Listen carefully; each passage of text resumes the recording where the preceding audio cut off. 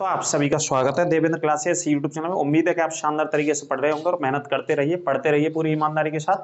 हमारा पूरा सहयोग और कोऑपरेट भी आप करते रहिए। चैनल पर यदि नए हैं तो इसे सब्सक्राइब अवश्य करें।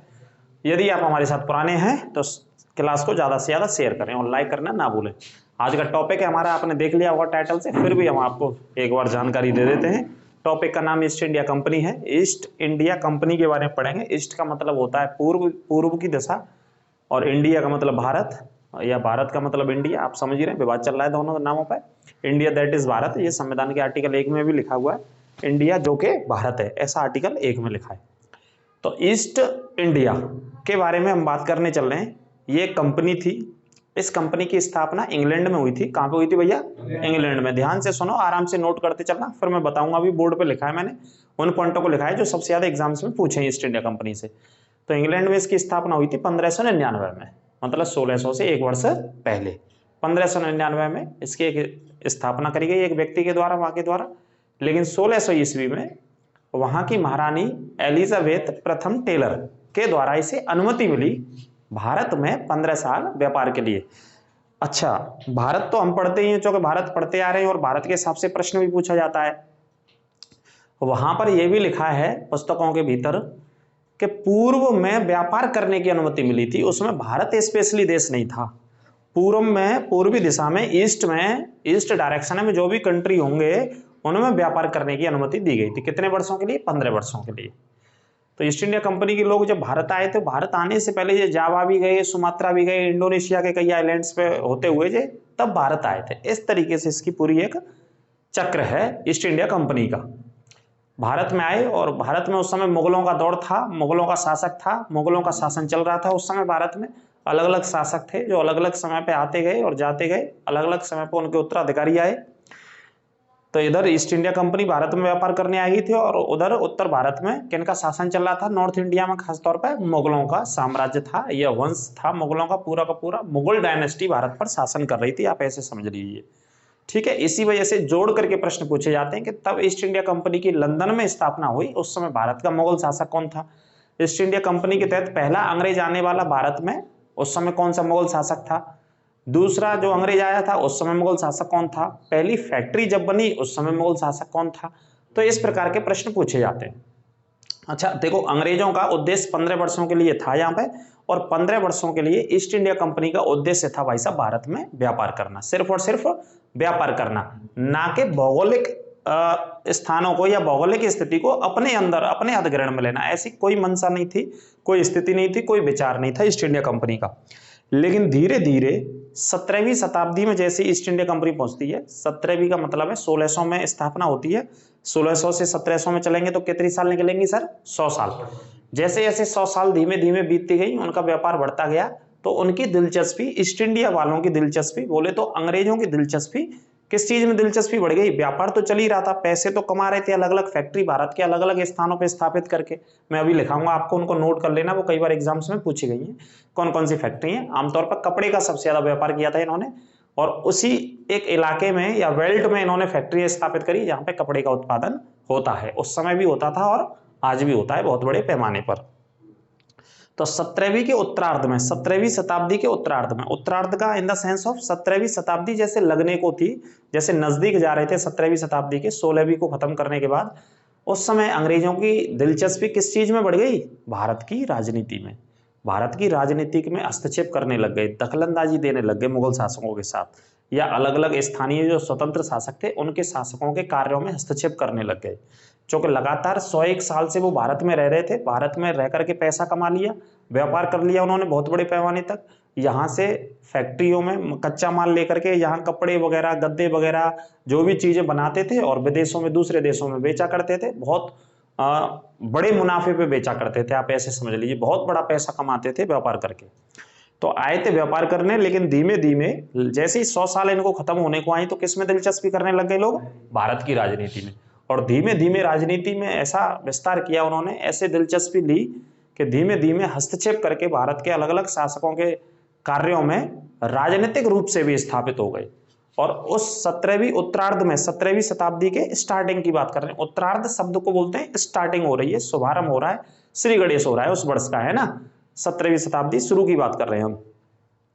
जैसे ही 17वीं आधी सी शताब्दी निकल जाती है, 50 साल निकल जाती है, तो उस समय अंग्रेज पूरी ताकत से स्थापित होने की कोशिश करते हैं बंगाल राज्य पर। और उसका जीता जागता उदाहरण आपके सामने, आप कई बार पढ़ चुके हैं, नए पुराने बच्चे होंगे समझ लेंगे। 1757 की प्लासी की लड़ाई और 1764 की बक्सर की लड़ाई, दोनों युद्धों के बाद बंगाल पर लगभग ब्रिटिश सरकार का या ईस्ट इंडिया कंपनी का शासन हो गया था, आप ऐसे समझ लीजिए। इन युद्धों के बाद ही भारत में अंग्रेज स्थापित हो गए थे पूरे तरीके से। कौन से राज्य पे स्थापित हो गए? बंगाल पे। खैर समझते हैं, वीडियो को ज्यादा से ज्यादा शेयर करेंगे। ईस्ट इंडिया कंपनी से आने वाला कोई भी प्रश्न आपका छूटेगा नहीं आज के इस क्लास के बाद, ठीक है? अच्छे से नोट्स बना लेंगे और जितनी भी कंपनियां हैं उनको एक एक करके मैं आपको पढ़ाता रहूंगा। इसकी प्लेलिस्ट आपको अलग से मिल जाएगी, बाकी की संवैधानिक क्लासेस भी आपको मिलती रहेंगी, ठीक है? तो देखते हैं ईस्ट इंडिया कंपनी। तो सबसे पहला पॉइंट तो आपको क्या याद रखना है? सिंपल, ईस्ट इंडिया कंपनी की स्थापना कब हुई? 1600 में। सबसे पहला प्रश्न भाई साहब आपके लिए आता है कि भाई स्थापना कब हुई थी ईस्ट इंडिया कंपनी की? 1600 में। कंपनी का नाम क्या था? ईस्ट। ईस्ट का मतलब क्या होता है? पूर्व होता है या पूर्वी दिशा। और इंडिया का मतलब तो आप जानते ही हैं, हिंदी में लिखेंगे तो क्या लिखेंगे? अपने देश का नाम भारत। और कंपनी का मतलब कंपनी, या कंपनी को क्या बोल देते हैं? निगम बोल देते हैं हिंदी में, ठीक है? तो ये कंपनी पूर्व के देशों में व्यापार के लिए आई थी, लंदन से आई। और लंदन से अगर विश्व का मानचित्र आप देखेंगे, हम देखेंगे, तो लंदन से या इंग्लैंड से पूर्व की स्थिति में हमारा देश स्थित है और दुनिया के बहुत सारे देश स्थित है। उसमें इंडोनेशिया स्थित है, उसमें वियतनाम स्थित है, उसमें जापान स्थित है ना, उसमें और चाइना स्थित है, दुनिया के और भी अन्य मुल्क हैं। तो पूर्वी दिशा में व्यापार के लिए ये लोग आए थे, उसमें से भारत एक भी था। तो हम भारत के विषय में पढ़ लेते जो हमारे यहाँ एग्जाम में क्वेश्चन आते हैं, ठीक है? तो अंग्रेजी ईस्ट इंडिया कंपनी थी जिसकी स्थापना कब होती है? 1600 में। और कहां पे होती है? लंदन में। उत्तर लिख लीजिएगा, लंदन में। और लंदन में भैया कौन सी नदी बहती है भाई? लंदन में बहती है एक नदी जिसका नाम है टेम्स, या इसको बोलते हैं थेम्स, कुछ भी पढ़ लीजिए, थेम्स या टेम्स। लंदन जो कि किसकी राजधानी है? ब्रिटेन की। और ब्रिटेन की करेंसी क्या है? करेंसी आनी है भाई साहब, पुलिस के पेपरों में भी आनी है, यूपीएससी पैट के पेपर में भी करेंसी पिछला उठा के देखोगे तो पोलैंड की करेंसी पूछी गई है, हंगरी की करेंसी पूछी गई है। करेंसी जरूर आपको पढ़नी है, एक क्लास मैंने भी पढ़ाई है, उसको अभी डाल देंगे, अपलोड नहीं किया, आपको मिल जाएगी बहुत जल्दी, राजधानी और करेंसी की। उसके अलावा आप भी पढ़ लीजिएगा, है ना, अच्छे से तैयार कर लीजिएगा इन दोनों चीजों को। किसकी करेंसी की बात करें? पाउंड स्टर्लिंग होती है। ब्रिटेन की करेंसी क्या है? Pound sterling. तो देखो अब शुरू करते हैं अपनी क्लास। यूरोपीय व्यापारिक कंपनियों में अंग्रेज सबसे ज्यादा सफल रहे। जितनी भी भारत में व्यापारिक कंपनी आई, जितनी भी व्यापारिक कंपनी आई भारत में, अंग्रेज ही नहीं आए भाई साहब, अंग्रेजों के अलावा और भी आए। अंग्रेज तो हम सामान्य तौर पे किसको बोलते हैं? गोरों को बोल देते हैं। गोरों तो क्यों बोल देते हैं? क्योंकि इंग्लैंड के लोगों को गोरे बोलते हैं, या श्वेत लोग बोल देते हैं, या अंग्रेज बोल देते हैं अपनी भाषा में, हम है ना, अपनी स्थानीय भाषा में या किताबों की भाषा में भी। लेकिन इसके अलावा पुर्तगाली भी आए, फ्रांस के भी लोग आए, स्वीडन के भी लोग आए, और आपके हॉलैंड के भी लोग आए, ये भी यूरोप से ही आए। लेकिन इन सभी में सबसे सफलतम व्यापारी जो रहे, सफलता प्राप्त हुई व्यापार करने में, वो अंग्रेजों को प्राप्त हुई भारत में। सभी यूरोप के लोगों में, सभी यूरोप की कंपनियों में, जितने मैंने आपको नाम बताए। तो पहला पॉइंट तो ये लिखा हमने। दूसरा पॉइंट लिखेंगे, अंग्रेजों ने व्यापार के लिए राजनीतिक व सैन्य शक्तियों का सहारा लिया। जैसे जैसे ये व्यापार अंग्रेज करते गए, ईस्ट इंडिया कंपनी भारत में जैसे जैसे व्यापार करती गई, तो किस चीज का सहारा लिया इन्होंने? राजनीतिक। मैंने जैसे बताया 17वीं शताब्दी में के स्टार्टिंग में ये राजनीति में दिलचस्पी लेने लगे, हस्तक्षेप करने लगे अलग अलग शासकों के कार्यों में, और सैनिक शक्ति का भी सहारा लेने लग गए थे जी, है ना। ये भी इनकी एक खासियत या विशेषता रही। तीसरा पॉइंट, 1599 में इंग्लैंड में एक मर्चेंट एडवेंचर्स नामक दल, एक दल था मर्चेंट एडवेंचर्स के नाम से, ने ईस्ट इंडिया कंपनी की स्थापना की थी। कायदा से इसने स्थापना करी थी ईस्ट इंडिया कंपनी की। क्या नाम है इसका? मर्चेंट एडवेंचर्स नामक दल। एडवेंचर्स उन्हें कहते हैं जो कुछ ना कुछ एक्सप्लोर वगैरह करते हैं, कहीं ना कहीं देश और दुनिया में घूमते रहते हैं, खोज लगाते रहते हैं, पता लगाते रहते हैं। ऐसे लोगों को एडवेंचर्स करने में मजा आता है। पहाड़ों पर, नदियों में, सागरों में, झीलों में, या दुनिया के किसी भी एक हिस्से में, जंगलों में, वनों में जाते आते रहते हैं। उनका अपना एक शौक रहता है एडवेंचर्स का। तो ऐसा एक दल था मर्चेंट के नाम से, उसने एक कंपनी की स्थापना करी जिसका नाम रखा ईस्ट इंडिया कंपनी। क्या नाम रखा? East India company. लेकिन ये 1599 में बनी, जो कि हमारे यहाँ एग्जाम में आता नहीं है। हमारे यहाँ एग्जाम में पूछा जाता है ईस्ट इंडिया कंपनी की स्थापना कब हुई, तो पहले लिखा है हमने 1600। उत्तर क्या याद रखना है आपको? 1600 ईस्वी, ठीक है। अगला पॉइंट, दिसंबर 1600 ईस्वी में, अब जो आ गई 1600 ईस्वी, जहां पे 15 वर्षों के लिए महारानी एलिजाबेथ टेलर, एलिजाबेथ टेलर। पीछे क्या नाम है? टेलर। जो कपड़े सिलते हैं ना टेलर, वो वाला नाम याद रखना। लेकिन ये तो महारानी का नाम है, आज ये कोई कपड़ा ना सिल नहीं भैया, ये तो रानी महारानी है, ये कोई कपड़े नहीं सिलती है। इनके लिए तो कपड़े सिले आते हैं, बहुत बहुत महंगे आते होंगे उस समय, है ना, एक संभावना इस बात की पूरी है। तो क्या नाम है? महारानी। अब महारानी और रानी तो लगाते ही हैं, उनका जो परंपरा ब्रिटेन में चली आ रही है, इंग्लैंड में या स्पेन में या दुनिया के फ्रांस में और भी अन्य मुल्कों में, वहां सॉरी कैसा शासन चल रहा है? राजतंत्र शासन चल रहा है, राजाशाही शासन चल रहा है। पहले पद का जो पहला पद है उन देशों का, वहां अभी भी महाराजा और रानी वाला शासन चल रहा है। बाकी की जो अन्य पद है प्रधानमंत्री वाला, उसके लिए चुनाव होते हैं इन देशों में। तो नाम क्या था इनका? Elizabeth Taylor. बस यही रखना है। महारानी तो कॉमन शब्द है, ये तो लगाते ही है। कोई राजा होगा तो राजा लगाएंगे उसके नाम के सामने। तो नाम क्या है इसका? Elizabeth Taylor. इसने कितने सालों के लिए अनुमति दी? 15 वर्ष के 15 वर्षों तक आप पूर्व के देशों के साथ व्यापार करने की आपको अनुमति है। कौन सी कंपनी को अनुमति दी गई? ईस्ट इंडिया कंपनी को। पूर्व के देश in the sense of Bharat, उसमें शामिल है, भारत की बात कर रहे हैं। ठीक है, ये नीचे क्या लिखा हमने? टेलर ने कंपनी को पूर्व के साथ व्यापार के अधिकार दिए। ये पूरी दोनों लाइन लिखी है, इस पॉइंट को नोट कर लेना। अब जैसे ही 15 साल खत्म हुए, 1600 से 1615 में जैसे ही 15 साल सॉरी खत्म होने को थे, तो दूसरे सम्राट ने, जेम्स प्रथम सम्राट आ गया। 15 वर्ष समाप्त होने के बाद सम्राट जेम्स प्रथम ने कंपनी के व्यापार को अनिश्चित काल के लिए बढ़ा दिया। इस पॉइंट को याद रखना, अनिश्चित काल के लिए बढ़ा दिया कंपनी के व्यापार को। जैसे ही 15 साल खत्म होने को थे, किसने बढ़ा दिया? जेम्स प्रथम ने। जेम्स प्रथम ने व्यापारिक कार्यों को बढ़ा दिया 15 वर्षों के लिए। ठीक है, ये पॉइंट नोट कर लेना। आगे बात करते हैं इसके अलावा वर्ष 1608 में, जो कई बार आप पढ़ रहे होंगे इस पॉइंटों को वैसे, और पढ़ना भी चाहिए क्योंकि यही एग्जाम में आपसे पूछे जाने और यही पूछे जाएंगे। 1608 में सम्राट का राजदूत, जेम्स प्रथम का राजदूत था, ये है ना। सम्राट कौन सा था? जेम्स प्रथम का राजदूत कैप्टन हॉकिंस सूरत पहुंचा। कहां पे पहुंचा भाई साहब? सूरत पहुंचा। क्या नाम था इसका? 1608 से और 1611 तक रहा। ये कितने साल तक रहा भारत में? 3 वर्षों तक रहा भारत में। कितने वर्षों तक रहा? 3 वर्षों तक। तो जहांगीर ने विलियम हॉकिंस को, दूसरा नाम क्या है इसका? विलियम हॉकिंस भी है, ये भी नाम मिलेगा एग्जाम में, ये भी नाम मिलेगा। तो इसको इंग्लिश खान की उपाधि से सम्मानित किया। कौन सी उपाधि से? इंग्लिश खान की, क्योंकि ये फारसी और तुर्की भाषा बहुत अच्छी जानता था। अंग्रेज था, लंदन में रहता था, इंग्लैंड से आया था, और भाषा कौन सी अच्छी जानता था इंग्लिश के अलावा? फारसी और तुर्की भाषा अच्छी जानता था। अच्छी कमांड थी, अच्छी पकड़ थी। चूंकि मुगलों की कौन सी भाषा थी? फारसी। तो उसे बड़ा प्रसन्नता हुई कि भाई ये तो अंग्रेजों के देश से आया, लेकिन भाषा कौन सी जानता है? फारसी भाषा बहुत अच्छी जानता है जी। तो इसको इनाम दी जाए, तो इनाम दी गई, इंग्लिश खान की उपाधि से सम्मानित किया गया। आगे बात करते हैं, सूरत में पहली सफलतम व्यापारिक फैक्ट्री की भी स्थापना कब होती है? सूरत में पहली सफलतम व्यापारिक फैक्ट्री की स्थापना 1613 में होती है। ठीक है, 1613 में स्थापना होती है, और इस फैक्ट्री में कपड़ों का ही काम होता है सबसे ज्यादा। रजाई गद्दे वगैरह बनते थे और इनको ये दूसरे देशों में बेचते थे। सूरत की फैक्ट्री में लिख लेना, काय का काम होता था? कपड़ों का। कपड़ों का काम होकर के इन्हें विदेशों में, दूसरे देशों में बेचते थे। तो सूरत में पहली सफलतम फैक्ट्री लगी, जहांगीर के शासनकाल में लगी, और वर्ष 1613। दूसरा जो व्यक्ति आया सितंबर 1615 में, सर थॉमस रो आया। ये नोट कर लेना, sir Thomas Roe, sir Thomas Roe लिख लेते हैं इसे। रो जहांगीर, सर थॉमस रो पूरा नाम है इसका। जहांगीर के दरबार में ही पहुंचा जे, और पहुंचने के बाद अजमेर आया जे। सबसे पहले कहां पे आया? राजस्थान के अजमेर में आया। कौन आया? Sir Thomas Roe.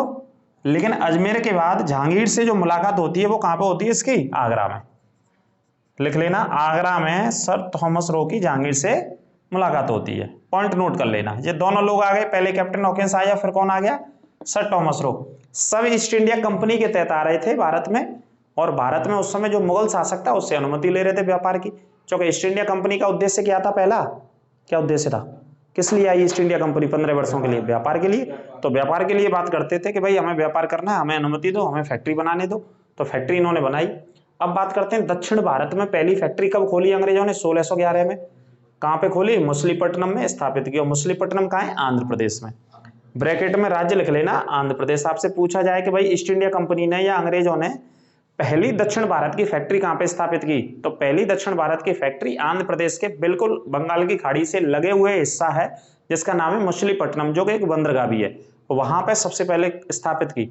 अच्छा, फैक्ट्रियां आप देखोगे, लॉजिक से याद रखना, जितनी भी फैक्ट्रियां स्थापित की सभी सागरों के किनारे स्थापित की, क्योंकि पानी के जहाजों से व्यापार के लिए आसानी रहे। मेन चीज ये दिमाग में आप याद रखना, कभी भी आपसे ऑप्शंस पूछे जाएंगे, प्रश्न पूछे जाएंगे तो लॉजिक से याद रखना, शहर ऑप्शन में वो मिलेगा आपको और वो सही आंसर लगाना है जो समुद्र के किनारे हो। इसका मतलब ये नहीं है कि इसके अलावा कोई दूसरे नहीं दे सकता, दूसरे भी दे सकता है वो जो समुद्र के किनारे हो, लेकिन कई बार ऐसे शहर में से आपको एक आधी शहर मिलता है सही ऑप्शन में, ठीक है। जैसे सूरत अरब सागर के किनारे है पहली सफलतम फैक्ट्री, मुस्लिमपट्टनम बंगाल की खाड़ी के किनारे है, ठीक है, हुगली ये बंगाल की खाड़ी के किनारे बंगाल में, तो समुद्रों के या सागरों के किनारे फैक्ट्रियां स्थापित की जिससे पानी के जहाजों से व्यापार करने में आसानी हो और सरलता पूर्वक व्यापार हो जाए। 1633 में पहली पूर्वी भारत में पहला कारखाना था, ये पूर्वी भारत में कहां पे खोला गया? उड़ीसा में। और उड़ीसा की भैया वही जगह है जहां अब रेलवे स्टेशन, गाड़ी को एक्सीडेंट है वो कि ना है वो, बहुत लोग मारे गए, एक दुखद घटना हुई थी, दोनों ट्रेन आपस में, एक ट्रेन लूप लाइन पर खड़ी थी और एक ट्रेन आ गई जिसका नाम कोरोमंडल एक्सप्रेस था।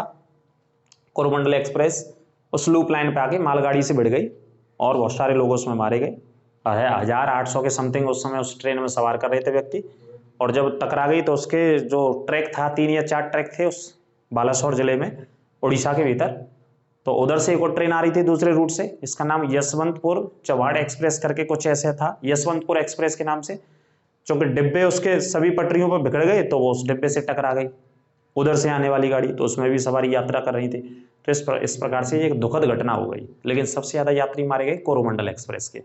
और कोरोमंडल एक्सप्रेस का नाम क्यों दिया गया, ये भारतीय रेलवे से हम पूछेंगे क्यों दिया गया, वो इस वजह से दिया गया, थोड़ा तर्क और जीएस के हिसाब से मैं बता दूं, क्योंकि जो ट्रेन चलती है जो कोरोमंडल वाली साइड में ही चलती है, जो समुद्री हिस्सा है, जो पूर्वी हिस्सा है, जो तमिलनाडु आंध्र प्रदेश वाला हिस्सा है, उसी हिस्से में चलती है, इस वजह से ट्रेन का नाम क्या है? कोरोमंडल एक्सप्रेस। तो इसमें सबसे ज्यादा दुखद घटना हो गई थी। लेकिन अंग्रेजों ने पहली व्यापारिक फैक्ट्री पूर्वी भारत में कहां पे खोली? उड़ीसा में, और उड़ीसा के कौन से जिले में? बालासोर में, ठीक है। और वर्ष कौन सी थी? 1633। ये सब ईस्ट इंडिया कंपनी के लोग हैं जो फैक्ट्री बना रहे हैं और अनुमति लेके फैक्ट्री बना रहे हैं, ये शासकों से, खासतौर पर मुगल शासक से। और मुगल शासक उस समय कौन था? जहांगीर था, है ना, जहांगीर था 27 तक, और जहांगीर के बाद फिर उसका पुत्र कौन आता है? शाहजहां, और शाहजहां के पुत्र के बाद कौन आता है? औरंगजेब।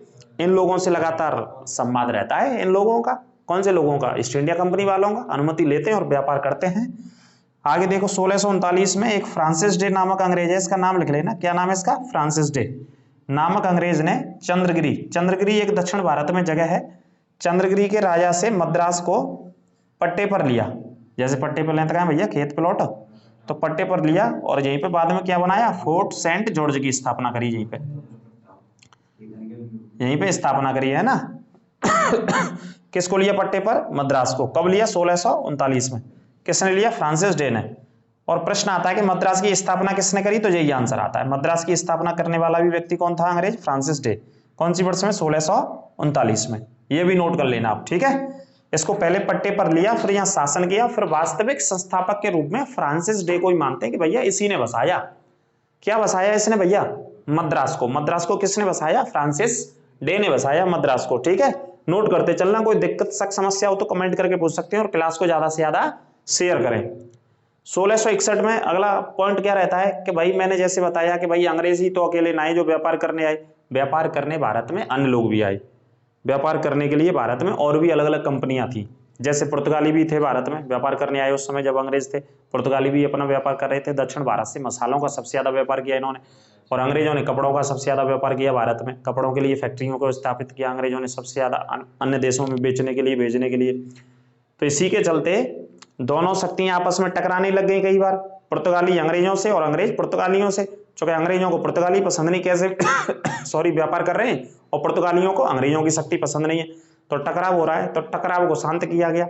शांत करके कैसे किया कि एक ब्याह हुआ भैया। ये ब्याह इतिहास में बड़ा फेमस है और बहुत बार परीक्षाओं में पूछा है। इस ब्याह को याद रखना, अपना ब्याह मत याद रखना, एक बार को नौकरी चाहिए तो जब ब्याह जरूर याद रखें। 1661 में पुर्तगालियों ने रानी कैथरीन नाम लिख लेना, पूरा नाम कैथरीन बेब्राजा इसका नाम है, कैथरीन बेब्राजा। कैथरीन का विवाह या निकाह, मुस्लिम धर्म में निकाह कहते हैं और अपने धर्म में विवाह कहते हैं, निकाह या विवाह इंग्लैंड के राजा जिसका नाम था चार्ल्स द्वितीय के साथ किया और बंबई को दहेज में दे दिया। जे ले जे कहानी है।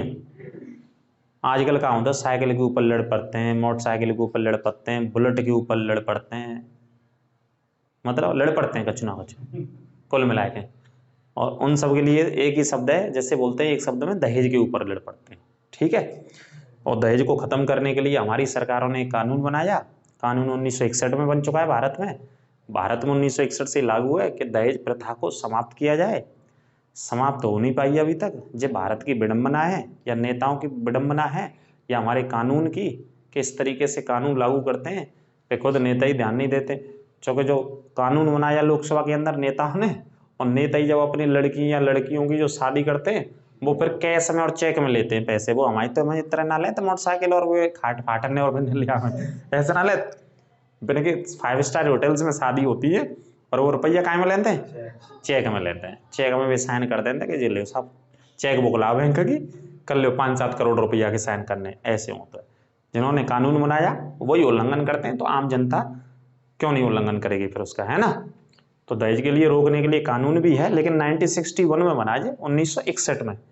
और 61 में कौन थे प्रधानमंत्री? जवाहरलाल नेहरू जी थे प्रधानमंत्री। लेकिन ये मैं बात कर रहा हूँ ईस्ट इंडिया कंपनी के समय काल को। भारत के अंदर जो व्यापार करने आए ये लोग, तो जब दोनों शक्तियों में टकराव होने लगा तो इन्होंने अपने संबंधों को स्थापित किया है विवाह के माध्यम से। ऐसा हमें देखने को मुगल साम्राज्य में भी मिलता है, ऐसा हमें देखने को दिल्ली सल्तनत में भी मिलता है। जब जब टकराव होता रहा शासकों में अलग अलग, तो वे ब्याह कर देते और ब्याह करके शांत है जानते, ठंडे पड़ जाते बिल्कुल के लिए साहब ब्याह कर दो अब ये कछु नहीं। और ऐसा होता भी है, ऐसा इतिहास बताता भी हमें, है ना। तो 1661 में ये ब्याह हुआ हो तो जब बम्बई राज्य दहेज में दे दो, जबकि बम्बई है तो कौन को? भारत को। ना तो पुर्तगालियों का था ना अंग्रेजों का था, वैसे ही लगे दोनों आपसी में मौज लगे कि नहीं लगे। और उस समय था किसका? बम्बई भारत का था। लेकिन भारत का था, भारत पे अलग अलग शासक थे, अलग अलग स्वतंत्र शासक थे, जो कि अंग्रेजों ने एक तरीके से अपनी राजनीतिक शक्ति के नीचे उनको दबा रखा था, ठीक है। तो ये बम्बई को दहेज में पढ़ लेना कब दिया गया? 1661 में। किसने दिया? पुर्तगालियों ने। अब देखो 1669 से 77 ये वर्ष याद रखना दोनों तक। बम्बई का गवर्नर कौन था? गेराल्ड ओंगियार। ये नाम याद रखना, पूछा जाता बम्बई का गवर्नर कौन था? गेराल्ड। कब से कब तक? 69 से 77 तक। अच्छा, अंग्रेजों ने इसे बम्बई का गवर्नर बनाया 69 से 77 तक, कुछ वर्षों के लिए। तो इसी वर्ष में ये माना जाता है इतिहास में कि बम्बई का संस्थापक भी, बम्बई को स्थापना करने वाला, बम्बई को बसाने वाला जो शासक था वो यही था। तो प्रश्न पूछा जाता है कि भाई बम्बई को किसने बसाया? बच्चों, बालकों, बम्बई को किसने बसाया? तो आंसर देना हमेशा। बम्बई का महानतम संस्थापक के रूप में किसे जाना जाता है? गेराल्ड ओंगियार को। 1651 में ब्रिस्बेन, ये को अंग्रेज था और ये एक वर्ष है 1651। ब्रिस्बेन के नेतृत्व में अंग्रेजों ने कहाँ पे फैक्ट्री स्थापित करी? हुगली में। और ये हुगली कहाँ है? कलकत्ता में। कलकत्ता के हुगली में इस फैक्ट्री को स्थापना करी। अच्छा, फैक्ट्री अभी तक कहाँ कहाँ खुल गई? एक सूरत में खुल गई, एक मछलीपट्टनम में स्थापित कर दी गई, और एक उड़ीसा के बालासोर में, और एक चौथी फैक्ट्री की बात कर रहे हैं हम। जिस चौथी फैक्ट्री ईस्ट इंडिया कंपनी ने व्यापार करवे का कहाँ पे खोलते हैं? बंगाल में। और बंगाल में कौन सी जगह? कलकत्ता में। और कलकत्ता के कौन से इलाके में? हुगली नामक एक इलाके में। एक नदी का भी नाम है, एक जगह का भी नाम है वहां पर, ठीक है। और अंग्रेज कौन सा था जिसके नेतृत्व में खोली गई? ब्रिस्बेन। ये अंग्रेजों का नाम हुआ। ब्रिज याद रखना, ब्रिज होते ना पुल होता है, बिंद ब्रिज बोलते हैं, पीछे मैन, मैन माना है आदमी, पता ना कैसा नाम हो जाता दोस्तों को। तो ब्रिस्बेन के नेतृत्व में स्थापना। अब देखो 17वीं शताब्दी जो मैं शुरू में बता रहा था, 1651 है। अब 51 से आगे चलेंगे, 50 साल और आगे तो काय में लग जाएंगे हम? 17वीं। तो 17वीं शताब्दी के उत्तरार्ध, उत्तरार्ध का मतलब होता है स्टार्टिंग, शुभारंभ। जैसे जैसे नजदीक आ रही है 17वीं शताब्दी के उत्तरार्ध में ईस्ट इंडिया कंपनी व्यापारिक संस्था ना रह करके क्या करने लग गए? भारतीय राजनीति में दिलचस्पी लेने लग गए साहब। राजनीति में मजा आवे लग गो इनने, राजनीति में प्रवेश कर भी लग गए। फिर धीमे धीमे इनने कही कि व्यापार व्यापार है तो छोड़ो, व्यापार है तो चलन दो, छोड़ो मत। व्यापार से तो पैसा कमा ही रहे हैं हम, भारत से कच्चा माल प्राप्त कर रहे हैं, कपड़े लत्ते यहाँ पे अलग अलग फैक्ट्रियों में बना रहे हैं और अलग अलग उत्पाद बना रहे हैं, और उनको कहाँ? पानी के जहाजों से बेचते थे दूसरे अन्य देशों में, और तमाम मुनाफा पैसा कमाते थे। तो पैसा कमाते कमाते आर्थिक तंत्र इनका मजबूत हो गया, पैसा आ गया तो शक्ति मजबूत हो गई, ताकतवर हो गई, दुनिया भर के लोग और भी आ गए ब्रिटेन से, अनेक वर्षों में जैसे जैसे ये व्यापार आगे बढ़ रहा था भारत में, तो इन्होंने कहा कि अब व्यापार तक सीमित नहीं रहना है, अब राजनीति देखते हैं कि भारत की राजनीति कैसे चल रही है। तो धीमे धीमे राजनीति में दिलचस्पी इन्होंने शुरू कर दी। किन्होंने शुरू कर दी भैया? अंग्रेजों ने। ठीक है, अब देखो आगे। तो 1665 की एक साल है ना जी, विलियम हेजेस नामक आदमी हो, क्या नाम है इसका? William hedges. इसे बंगाल का पहला अंग्रेजी गवर्नर बनाया गया, नोट कर लेना। बंगाल का पहला अंग्रेजी गवर्नर किसे बनाया गया? विलियम हेजेस को। 1665 एग्जैक्टली वर्ष नहीं है, इसी के आसपास बनाया गया था। ठीक है, ये पॉइंट नोट कर लेना। अब देखो 1200 रुपया, लेकिन बात समय पे तो बहुत होंगे। 17वीं सदी की बात कर रहे हैं हम, 17वीं शताब्दी की स्टार्टिंग की बात कर रहे हैं। 1200 रुपया में बंगाल के मुगल शासक ने, अंग्रेजों ने 1200 रुपया चुकाए कौन गाजे? मुगल शासक का, माफ कीजिए मुगल शासक नहीं, बंगाल का जो क्या बोलते हैं नवाब था, उसको 1200 रुपया दे, कुल 1200 रुपया दे लाला, कुल 1200। साइकिल नहीं आ गई 1200 की आज, आ गई तो नहीं, कुल 1200, 3200 की आ रही है, कुल 1200 रुपया। लेकिन बाद समय के हिसाब से देखें तो ज्यादा आई बहुत, 1200 रुपये। 17वीं शताब्दी, 1200 रुपये में कंपनी को, कौन सी कंपनी को? ईस्ट इंडिया कंपनी को एक क्षेत्र दिया गया सुतनाती का, एक क्षेत्र दिया गया गोविंदपुर का, और एक क्षेत्र दिया गया, ये गलत लिखा है यहाँ पे, ये रिपीट हो गया, एक क्षेत्र दिया गया था कलिकाता का। 3 क्षेत्र है जे, सुतनाती, गोविंदपुर और कलिकाता। ये गांव है, काय के नाम है ये? गांवन के। ये 3 गांवन की कादे गई जमींदारी कौन ते प्राप्त करी? जे इब्राहिम खान नामक शासक, माँ का शासक था बंगाल का। तो जाने जे 1200 रुपया ले और ईस्ट इंडिया कंपनी का ये तीनों काम दे दे, जमींदारी दे दी। अब इनकी जमींदारी, इनको टैक्स वैक्स को कमाएंगे, अंग्रेजी कंपनी कमावेगी। हाँ, बेच दे मतलब एक तरीका थे। और बाद में जॉब चारनाक एक अंग्रेजी शासक था, कौन था? जॉब चारनाक। जॉब जैसे लिखते हैं अंग्रेजी में जॉब, और पीछे क्या नाम है इसका? चारनाक। तो जॉब चारनाक ने इन तीनों क्षेत्रों को मिलाकर के एक शहर की स्थापना कर दी, और उस नगर को, उस शहर को आज के समय में कलकत्ता कहते हैं, जो बंगाल की राजधानी है। ये इतिहास है इसके पीछे। इससे पहले, आज से पहले बहुत सारे बालकों को नहीं पता होगा कलकत्ता कैसे बना है। जो पुराने बालक होंगे उन्हें पता भी होगा, और नहीं पता हो तो आज के बाद आपको पता लगेगा कि जो कलकत्ता शहर बना हुआ है वो 3 क्षेत्रों को, 3 गांवों को, या 3 अलग अलग भूभागों को जोड़ करके बनाया गया था। ठीक है, ज्योग्राफिकल अलग अलग स्थितियों को जोड़ करके बनाया गया। तो पहला इलाका कलिकाता, दूसरा गोविंदपुर, तीसरा सुतनाती। तो तीनों क्षेत्रों को जोड़ करके काय की स्थापना कर दी? कलकत्ता की। और स्थापना किसने कर दी? जॉब चारनाक ने। और वर्ष थी 1690। 1690 में स्थापना हुई, वर्ष भी लिख लीजिएगा भाई साहब। कब स्थापना भाई? 1690 में। काय की? कलकत्ता की। अब आप देख रहे हैं अंग्रेजों ने बंबई की भी स्थापना अंग्रेजों ने करी, मद्रास की स्थापना अंग्रेजों ने करी, कलकत्ता की स्थापना अंग्रेजों ने। जो 3 प्रमुख प्रेसिडेंसी शहर भारत के सबसे बड़े नगर हैं, उनकी स्थापना का श्रेय किसे जाता है? अंग्रेजों को ही जाता है। देखते चलो आगे आगे, आप क्वेश्चन नहीं छूटेगा, टेंशन नहीं लेनी है, नौकरी पक्की है इस बार। 1701 में औरंगजेब ने सभी यूरोप के लोगों को आदेश दे दिया कि इन्हें गिरफ्तार करो और जेलों में डाल दो। गिरफ्तार करके किसने आदेश दे दिया? औरंगजेब ने। औरंगजेब क्या परेशान हो गया, जैसे जैसे राजनीति में दिलचस्पी ले रहे और हस्तक्षेप कर रहे थे लगातार कार्यों में, मुगल शासक के कार्यों में लगातार हस्तक्षेप कर रहे थे। व्यापार तो कर रहे थे लेकिन राजनीति में हस्तक्षेप कर रहे। तो औरंगजेब तो वैसे भी कट्टर था, उसे आई बड़ी गुस्सा। उसने कहा 1701 में फरमान जारी कर दिया कि इन सभी को पकड़ो और जेलों में डाल दो। कब फरमान जारी किया? 1701 में। बहुत सारे लोगों को पकड़ा भी गया और जेलों में डाले गए। लेकिन इसके कुछ ही साल बाद औरंगजेब की क्या हो गई? मृत्यु। तो जैसे ही औरंगजेब की मृत्यु होती है तो उसके बाद फिर ईस्ट इंडिया कंपनी ताकत में आ जाती है, सत्ता में आ जाती है, पूरी ताकत से फिर व्यापार करती है और राजनीति में काम करती है, हस्तक्षेप करती है। तो 1707 में औरंगजेब की मृत्यु हो गई, ये भी याद रखना आप, है ना। फिर उसके बाद क्या होता है देखो आगे। 1717 में मुगल शासक था एक दिल्ली का, जिसका नाम था फर्गुसियर ने जॉन सुरमन, एक अंग्रेज आया था जॉन सुरमन, किसके दरबार में आया जे? फर्गुसियर। कब की बात है? 1770 के नेतृत्व में व्यापारिक रियायतें लेने एक दूत मंडल आया। मतलब व्यापार करने के लिए भारत में फर्गुसियर शासक था मुगलों का। 1717 में कुछ रियायतें लेने आ गए, जैसे कि टैक्स वैक्स माफ कर दो साहब और कचू रियायत दे दो हमें। ठीक है, तो जाने इतनी रियायत दे दी, इतनी रियायत दे दी कि पूछो ही मत, इतनी रियायत दे दी। जाने कौन से ने दे दी? फर्गुसियर ने। जबकि जा देनी नहीं इतनी, क्या चक्कर में दे दी कि जॉन सुरमन नामक जो अंग्रेज है, जाके संग 3-4 आदमी एक्सपर्ट है, उनमें एक डॉक्टर को एक्सपर्ट हो, और जी बागन बीमार है वो फर्गुसियर 1717 के आसपास। तो जा को करो सिर्फ इलाज हो, अंग्रेजन ने क्या कर दो इलाज, वैसा इलाज नहीं, तुम दूसरा इलाज समझ रहे हो, बांधे के मार लगाई हो, वो इलाज नहीं, ट्रीटमेंट किया, मतलब स्वास्थ्य को ठीक किया। जय चक्कर में जाने इतने अधिकार दे दे, इतने अधिकार, इतनी रियायतें दे दी अंग्रेजों को कि अंग्रेज ईस्ट इंडिया कंपनी फिर पूरे ताकत से स्थापित हो गई भाई साहब, भारत के बंगाल पे खासतौर में। तो देखो बंगाल में सीमा शुल्क से मुक्त कर दिया अंग्रेजों को, सीमा शुल्क नहीं लगेगा, वो व्यापार करे हुए में साहब, एक जगह से दूसरी जगह जो व्यापार करते वहां में सीमा शुल्क नहीं लेंगे। अब कौन नहीं लेगा, कोई मुगल शासक नहीं लेगा, बंगाल का शासक नहीं लेगा, अंग्रेजन थे। कितने रुपया, मात्र 3000 रुपया एक साल का दो और जिनते मुक्ति पाओ। बंबई में जो टकसाल अटकाई, बंबई में सिक्के डलते थे टकसालों में, वो अंग्रेजों को दे दिए गए, बंबई के टकसाल। समस्त आयात निर्यात जो अंग्रेज करते थे उनसे क्या कर दिया, टैक्स फ्री कर दिया इनको।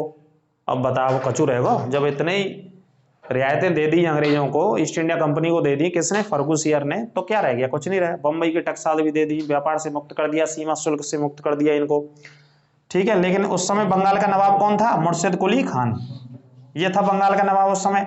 इसने अंग्रेजों के स्वतंत्र प्रयोग को रोकने का प्रयास भी किया कि भाई अंग्रेज ऐसे काम चलेगा तो फिर मामला गड़बड़ हो जाएगा, चिंताजनक हो जाएगा, बहुत जल्दी से अंग्रेज हावी हो जाएंगे हमारे देश के ऊपर, हमारी व्यवस्था के ऊपर, हमारी राजनीतिक व्यवस्था के ऊपर, या हमारे बंगाल की राजनीतिक व्यवस्था के ऊपर। कोशिश भी किया लेकिन वो असफल रहा बेचारा, अकेला एकमात्र शासक। जब वो दिल्ली का जो मुगल था फर्गुसियर, उसने इतनी रियायत दे दी अंग्रेजों को, है ना। इसी के बीच में एक वर्ष पढ़ाना भूल गया था मैं, 1634 में ब्रिटेन की समस्त प्रजा को भारत में व्यापार का अधिकार और दे दिया था इन्होंने। पहले तो ईस्ट इंडिया कंपनी व्यापार कर रही, लेकिन 1634 में एक ऐसा प्रस्ताव पारित किया इन्होंने, अंग्रेजों ने, कि पूरी इंग्लैंड की जो जनता थी उसको व्यापार करने का अधिकार दे दिया। अब कोई आ जाए इंग्लैंड के कोने कोने में से, उत्तर से, दक्षिण से, ईस्ट से या वेस्ट से, कोई आए और व्यापार कर सकता है भारत में आकर के। इसी बीच में एक और कंपनी की स्थापना हो गई इंग्लैंड के अंदर, वो कंपनी भी व्यापार करने आ गई ईस्ट इंडिया कंपनी के अलावा। फिर इन कंपनियों में विरोधाभास हो गया, फिर दोनों का विलय हो गया, दोनों ने विलय करके फिर व्यापार किया भारत के भीतर। तो ये थे बहुत most important east India company के प्रश्न। फिर भी कोई शक समस्या और कुछ छूट गया हो तो आप बता सकते हैं, उसको अगली क्लास में हम रखेंगे आपके सामने। क्लास कैसी लगी ये भी आप बताइए ईस्ट इंडिया कंपनी के बारे में। लगभग जो प्रश्न मैंने पढ़ाए हैं एक बार हम रिवीजन आपको करा देते हैं फटाफट। जो क्वेश्चंस आपको निकालने हैं, आप क्वेश्चन निकाला करो किसी भी क्लास से। ये क्लास तो मैंने आपको पढ़ा दी, लेकिन इस क्लास से क्वेश्चंस निकाला करो।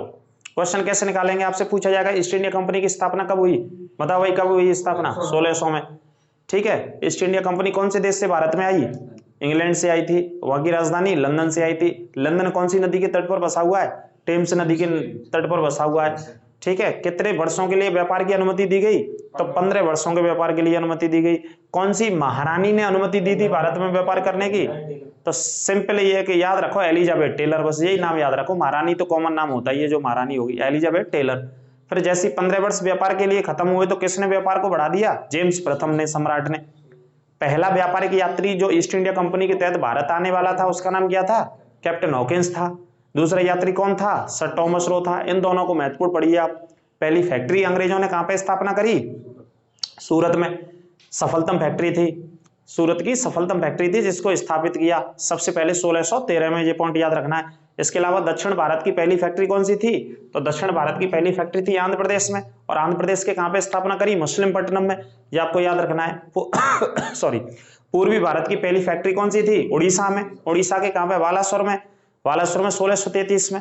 बंगाल की पहली फैक्ट्री कौन सी थी, हुगली में स्थापित करी 1651 में, ठीक है। ये पॉइंट आपको याद रखने, यही प्रश्न बार बार पूछे जाते हैं। इसी प्रश्नों को लेकर के एग्जामिनर एसआई का हो, यूपी पुलिस का हो, एमपी एसआई का हो, कोई भी प्रश्न हो, कोई भी किसी भी तरीके से हो, इन्हीं प्रश्नों को लेकर के वो आता है, ठीक है। इस तरीके से किसी भी क्लास से आप प्रश्नों को उठाया करो और अपने आप नोट किया करो, प्रैक्टिस डालो, आदत डालो प्रश्नों को निकालने की, ठीक है।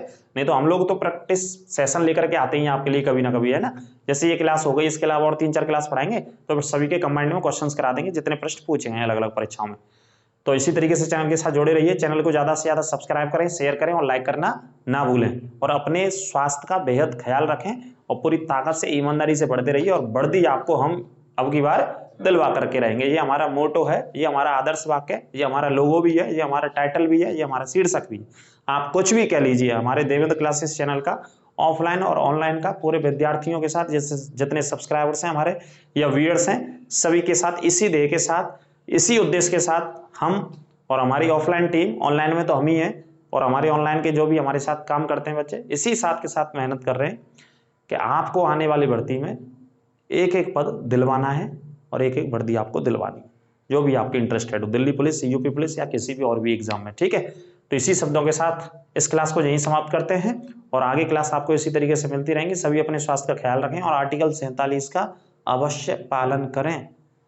अनुच्छेद 47 कहता है कि व्यक्ति को स्वास्थ्य स्तर में सुधार करना चाहिए और इसकी जिम्मेदारी राज्य सरकार की है, लेकिन राज्य सरकार से पहले व्यक्ति की स्वयं जिम्मेदारी है। ऐसे ऐसे बहुत सारे व्यक्ति हैं जिनको हम बहुत कहते हैं, लेकिन फिर भी उनके दांतों के रंगों को आप देखोगे नहीं तो इतने रंग बिरंगे होते हैं। इंद्रधनुष होता है ना, इंद्रधनुष में कितने रंग होते हैं? 7। तो 7 रंगों से भी ज्यादा उनके रंग मिलेंगे उनके दांतों पर, लेकिन वो फिर भी नहीं मानते। इस वजह से पालन कीजिए, फॉलो कीजिए। सभी नहीं करते लेकिन कुछ करते हैं, उनको भी छोड़ना चाहिए सारी चीजें अपने विद्यार्थी जीवन में। ठीक है, और बढ़िया चीज है काजू बादाम मुनक्का, ये सारी चीज, दूध वगैरह, किसमिस हैं, इन चीजों का सेवन करते रहना चाहिए। दिमाग भी तेज चलेगा, बुद्धि भी तेज चलेगी, पढ़ाई भी ठीक समझ में आएगी। इसी संदेश के साथ क्लास को विराम देते हैं। सभी को राधा रानी की कृपा आपके ऊपर बनी रहे। राधे राधे।